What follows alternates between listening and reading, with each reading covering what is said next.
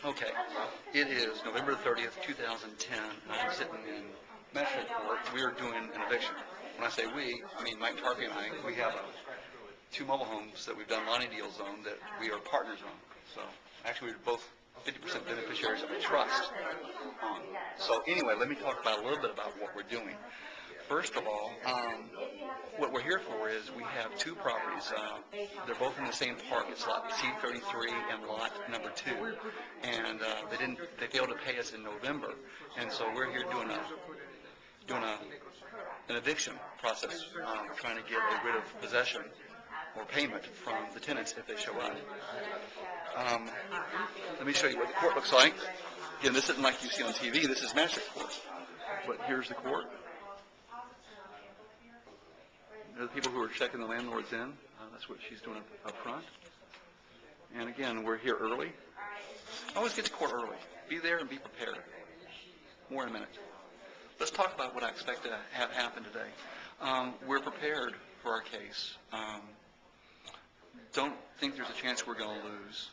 We have all our information together. We've done everything right. We followed all the rules. I spent a lot of time studying the landlord-tenant section of Georgia Code, especially in this case the dispossessory section. So what I expect to do is be able to win easily on both cases. Really what I expect to happen is probably neither tenant will even show up. That's what happens a lot, but you can't count on them not showing up. You've got to be prepared just in case. How I prepped for this is I spent a lot of time going over my notes, payment history, letters I wrote the tenant, things like that, made sure I was ready. And one thing to know is, as I'm here in court on November the 30th, I'm here because they missed their November 1st payment in both cases. I don't let someone go 2 or 3 or 4 months before I do a dispossessory. In our case, the payment's due on the 1st. It's late on the 5th. On the 6th, they get a demand letter that says, hey, either pay or move. And they have 3 days to pay it. Law says you don't have to wait 3 days. You can go, as soon as you deliver the demand letter to them, you can go to do the dispossessory, go to the court and file the paperwork. But in this case, I give people 3 days, which is the 9th of the month. Neither one paid. So on the 10th of the month, I went and went to court and we filed out the dispossessory. So that was on the 10th. Or actually, yeah, that was on the 10th. So now we're sitting here on the 30th. They both replied to the dispossessory. Usually, a tenant will not reply, and you have your verdict 7 to 10 days later. After the 10th, so by the 17th, I have my property and can get it back. In this case, they both replied to the dispossessory, which is odd, but they did. And anyway, so here we are in court. Okay, let's talk about the best thing to do. I've been a landlord now for 15 years and managed a lot of properties. And again, I've done this for 15 years. And in 15 years, I've been to court exactly 2 times. That's it, twice. Don't go to court. It's a waste of time and effort. The best thing you can do is try to work out the problem ahead of time. Sit down with your tenants. If they can't afford to pay you, okay, fine. Help them move. Might have to give them some money to get a moving truck with, but work it out. Don't waste your time coming to court and then trying to get a judgment against them for money that they can't pay. So best thing to do is just don't come here. Try to work it out with the tenant first. Usually I stay on really good relations. I'm always going to be the property manager. And we work it out at their kitchen table where it's peaceful. Anyway, that's it. Everybody's starting to come in right now.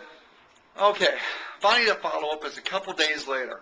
Started to do a follow-up right there in court after the 2 cases were done, but I found out quickly that the judge who was in chambers said that she used words like orange jumpsuit, full cavity body searches, tail time, stuff like that, if I did any video filming in her courtroom without her permission. So we stopped the camera right then and there, obviously.